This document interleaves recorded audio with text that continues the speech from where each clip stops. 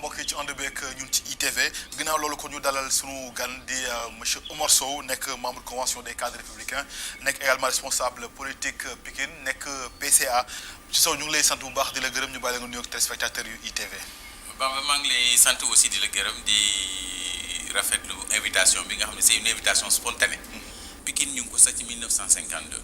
à partir de 70 ñun lañ ñu commencé sànni foofu ñu ñëw fa dëkk fa ñu ñëw dëkk fa nuitamment foofu mu nekkoon ay tool la woon. Tout à fait waaw historiquement ñu dëkk bi ñu dëkkee sécheresse bi dem les gens n'ont pas eu de problème ñu toog pendant une bonne dizaine d'années les bouleversements climatiques yi amoon taw bi bari na ba nga xam ne bi bu ñëwee ndox dafay jaar fu mu daan jaar ñun ñëpp ñu dëkk fa donc boo taxawee si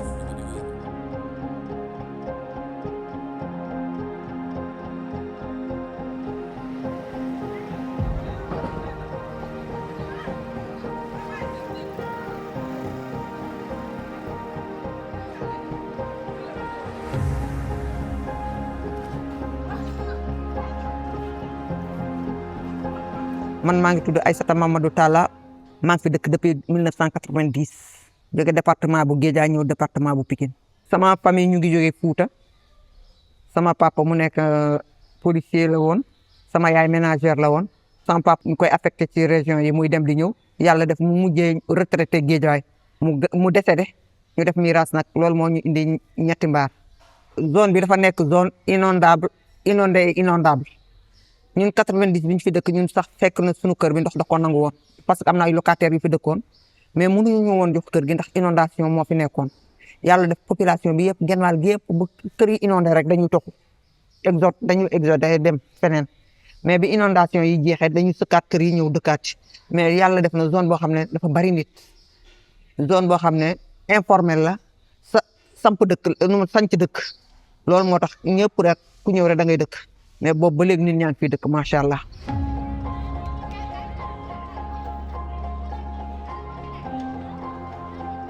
ñun bi ñu nekkee ay xale ñu nekkoon ay jànq ju ndaw choléra lañ fi tasere centre de la reproduction lañ fi tasere boobu nef yi bari na inondation am na choléra bi am na parce que ndox mi ci lay nit ñi di jéggi mu am jafe-jafe. tamit dañ doon sensibiliser nit ñi nan la ñuy def ba moytu ndax parce que choléra da doon wàllante. nan la ñuy def ba sensibiliser nit ñi ñu moytu choléra bañu am yàlla def ñu xeex ci ba yàlla def loolu jóge fi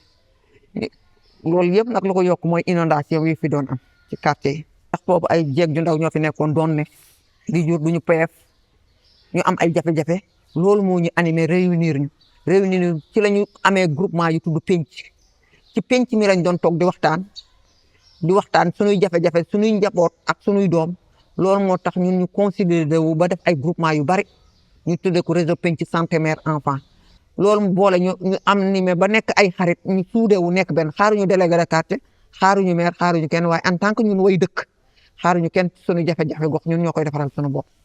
dafa amoon collectif des associations pour le développement de Djiddah Thiaroye Kaw bu fi nekkoon ñun mu nekkoon groupe 18 groupes association yu ko regroupé woon président nekkoon Djibi Diallo.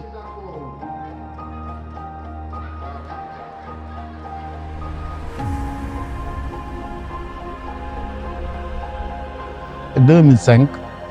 mbënn bi soxal loolu commune bu ñuy wax Djiddah Thiaroye Kaw si loolu la kuréel googu vraiment xooloon nan la mun a def pour xeex ak mbënd mi si loolu la ñu taxawal di yéeg di wàcc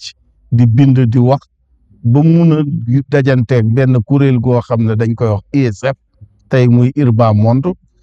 ñu aw ak moom pour mun a xool mbënd mi et def lu ñuy wax restructuration.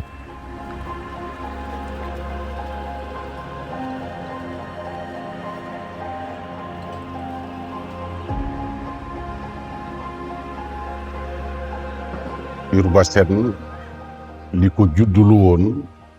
mooy wax ci inondation yi di ci liggéey ak les populations Urbasen dem ba yàgg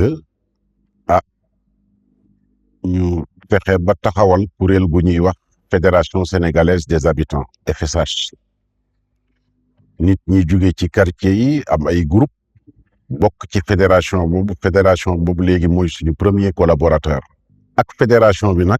dañoo baaxoon ca njëlbéen ga ba tey ñi nga xam ne ndox mi dafa yàqum seeni kër dañ leen doon dimbali kon ñu nekkoon ci phase bu nga xam ne dañ ko tuddee woon phase u defaraat kër yi ñoŋal kër yi ba nit ñi génnoon mën a dellu ci seen kër dëkk fa ak jàmm dëkk fa tamit ak dignité.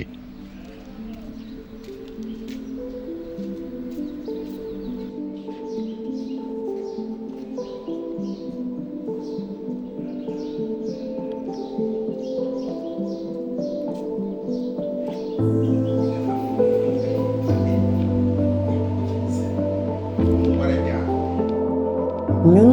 ñooy bras technique gu fédération ndax ay techniciens ñoo fi nekk ay urbanistes ay aménagistes ay architectes ñoo fi nekk mais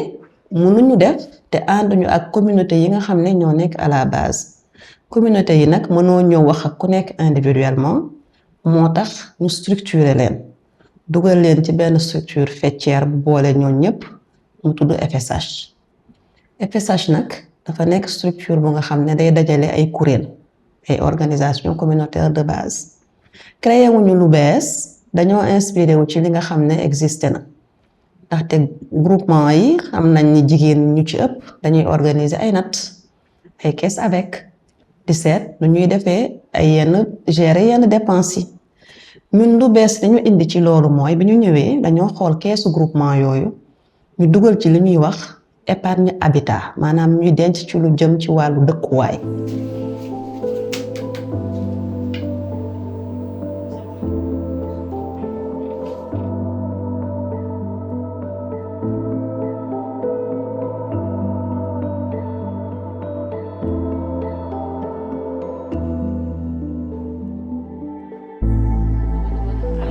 man la Soukainatou Ndaw bokk ci fédération bi nekk secrétaire penc kat léegi fii moom sama kër borom kër la woon mais kër gi avant ñu koy defar mbalit mi demoon na ba ci kaw toiture ba en 2016 bi ñu gisee ki Urbasen ñëwee ci ñun fekk ñu nekk ay groupe ñun ñooy penc kat ñu bénéficier woon ci Urbasen ay defaraat daal ay defaraat ay kër soit ñu yëkkati la parce que inondation moom fii moom quartier inondation la ñu nu mu tuddati ñu bokk ca léegi nag ñu cay bénéficier mais bala ngay bénéficier ci affaire Urbasen il faut nga bokk ci leket bi nga xam ne dafa bokk ci fédération bi ci noonu lañ ma jëlee maak sama wujju ñu financé ñu commencé defar kër gi bi borom kër gi laaxoo ba ñu def suñu miraas ñun ñu jot ci kër gi ñu tombé ci kër gi biñ tombé ci kër gi léegi am na ñoom lu ñu waroon dolli ñu ko ñu commencé yëkkati waat fondement defaraat après léegi ñuy Urbasen de financé waat ñu encore ñu continuer di defar ak lu ñu am sama doom yi lu ñu am ak man lu ma am lépp ñu ciy boole ba alhamdulilah ñu egsi fii gi nga fit ba léegi eggagul sax waaye ñu ngi sant yàlla bu baax di sant Urbasen parce que su dul woon moom kër gi presque dootu nekk du am valeur daal parce que kenn du ko tabax xam nga kër boo xam ne bi ñëpp ko bokk kenn du jël engagement tabax ko mais bi ñu xamee ak Urbasen ñu engagé ñu ci la ñu nu mu tuddati ci la ñu tabaxee ba mu egsi fii.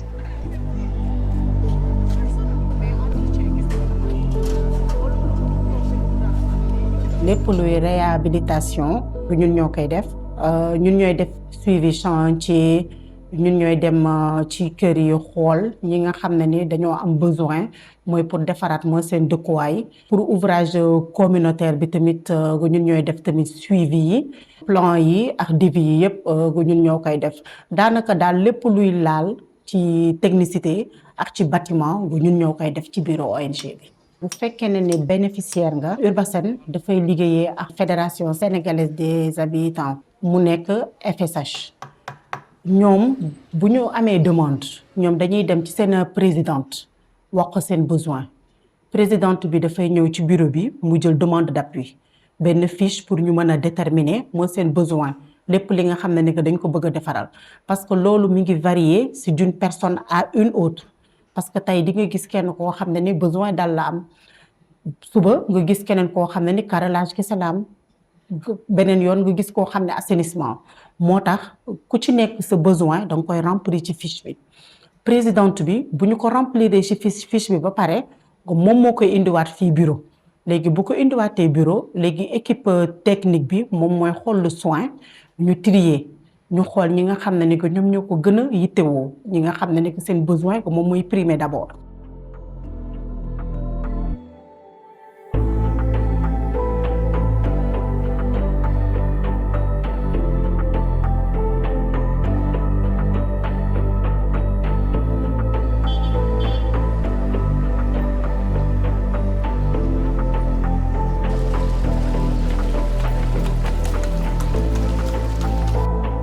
ñun ba ñuy xam URBASEN dañu woowoon benn réunion mooy mairie Njaareem Limamoulaye ba ñu demee dañ fa dégg URBASEN ak fédération IFCHAS bi léegi ñun aussi ñu ne pourquoi pas ñu adhérer pour xool lan lay joxe bi ñu bokkee aussi rëccuwuñ ko parce que ñu bi ñuy bokk boobu suñu kër gi metti na te boobu ñu ngi dégg na ñoom dañuy def ay kër dañuy jàppale waate ay foos ak ay dal yu daan et tout ça. ñaari néegi si boppam sax laay wax mooy dal yi ñu fi liggéey bu daan taw dafay senn te benn bi ay xale ñoo si tëdd benn bi mag moo fi nekkoon bu daan taw guddi gi duñ nelaw day senn bu baax ba lu ko di ball dañuy fanaanee di tànk ba mu leer nañ xale yi di jaaxle à la fin bu daan musa taw da ngay jël sa doom yóbbu ko mu vacances yi ndax taw bi ñuy metti ak tànk beeg yooyu parce que ndox bi aussi wóorul lu ne mu ngi si biir ndox yi. man la Fatou Sow beñe café lay jaay bokk ci fédération des habitants nekk ci groupement ànd doon benn nekk présidente groupement bi nekk Dar Rahman 4 quartier Oumar Ba ñun lañ fa njëkk a financé bi ñuy financé boobu ñu ngi yem ci séance palanteer ak buntu néegi foofu laa yemoon ci liggéey bi ñu daal di may financé 1 million ma dolli ci li ma am ma daal di séance kule taxaw may fay di fay ba dese tuuti fekk man la ak sama doom ñoo bokk ci fédération des habitants ma daal di jëlaat beneen million bi ci laa eggalee finition yi defar am lu ma ci eggale defar daal di dëkk boobu pareegul ñu fay boobu ba mu jeex ba may mujj jël xam nga léegi muy 3 millions jël naa ko ci fédération bi des habitants ba may mujj defar boobu laa jël 4e fois bi fédération bi jëlee na ma fu bëri ndax du man rek sama groupement ñu ci financé ñu defar bëri na am na ñoo xam ne seen kër ardoise la woon léegi dindi nañ ko ba kule ko am na ñoo xam ne dañoo yore woon seen kër yi néeg yu yàqu moo leen financé ñu kule seen néeg yu yàqu yi am na ñoo xam ne tamit dañoo bëggoon fi ñu dëkkal seen xale yi moo leen defaral am na sax si douche yi ñu doon defar ki ñu defaral douche si sama fédération si sama groupement bi ànd doon benn.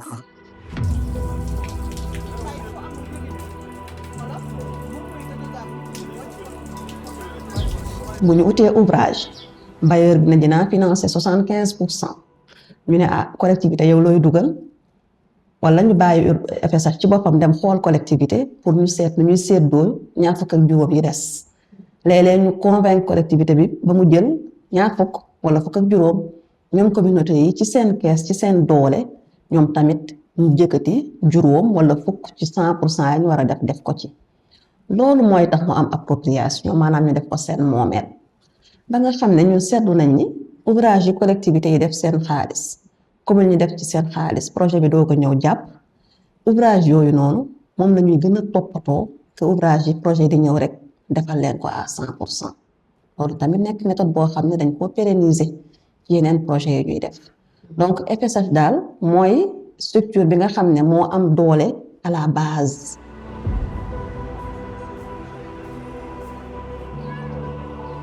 situation bi daal xawoon na jafe ba def bi ñu gisee ba amee touré situation bi pour li koy faj rek mooy defal tuyau boo xam ne day dem jokk ci canal bële tuyau bu jëm seen wetan loolu la ñu def ñoom ñu ut seen ouvrier waxaale ñoom ba def lañ doon jooy li ci bare faju na ndax bi ouvrage bi pare ba léegi bu tawee moom minimum 1 heure de temps 2 heures de temps du ko paas nga mën dem jàkka ji ndax bu njëkkoon bu tawaan ba avant kii bi am day taw suba bëccëg ñu manque ngoor mu tawaat mu feesaat.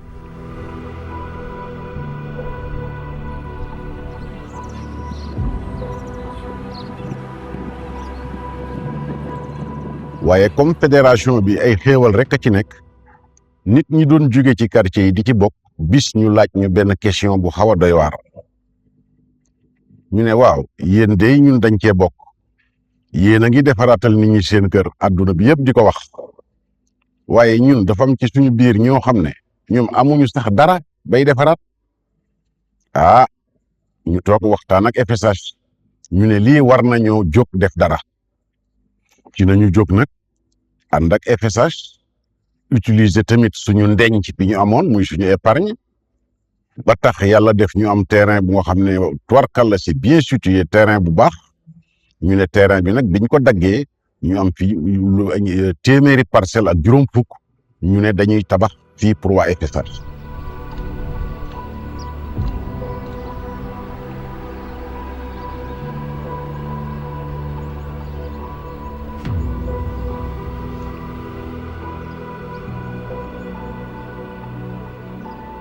li ci ëpp kër yi ñun jigéen ñi moomuñu kër yi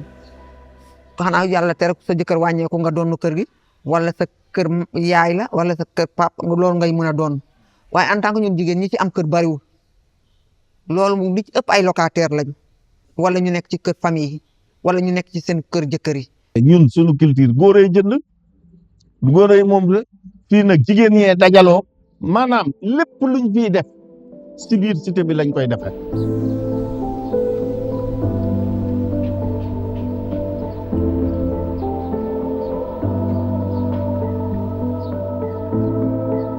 fii ma toog tey ku yàlla mayoon nga dugg si fi toog wax dëgg yàlla da ngay xam ne nuroowul ak néeg bu ñu tabaxee ciment nuroowul ak nga dugg ci feneen wuute na et yàlla defal ñu nag lii yëpp waa Urbasen a koy réaliser suñu équipe technique ñoo koy réaliser ak ay xale yi fii liggéey aussi ñun ñoo leen former ñoom ñooy jàpp ci liggéey bi pour ñu mën a am lii.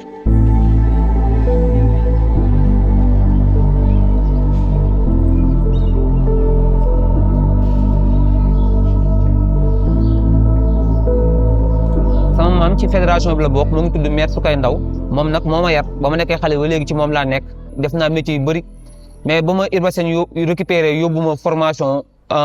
Dakar Bango pour ma def ci TIFA bi ci laa def formation bi yàlla dafa di ma dimbali ba ma nekk formateur léegi ci wàllum TIFA bi.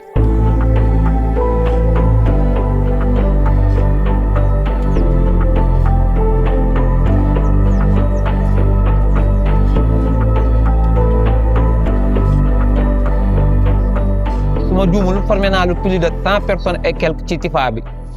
ak BTC bi te grâce à projet Urbasen ak FSH ñoo tax ma yegg si fii ma yegg si. bëgg nañ cité bi ñuy dëkk duñ ko defay rek dëkkuwaay comme fii moo tax nag ñu waxtaan ci jigéen ñi sax ñoo tëgg seen kër plan yi ñuy dëkkee jigéen ñee ko tëgg moo tax nag éco quartier bi boobu ba léegi ñu ngi ciy xalaat di ci wax di ci dox ba commencé nañoo def kii ñu bëgg rek yàlla yeggale ko ñu ko war a fas yéene def pépinière boo xam ne dañ koy jàngal jigéen ñi nan la ñuy bàyyee mbay ci taabal mbay ak garab pour loo xam ne dañ koy jaay mun ko delloowaat ci koom mu am koom ñu delloowaat ko ci fayal seen njaboot ñoom it ñu continuer ëllëg si biir loolu dafay am un relève.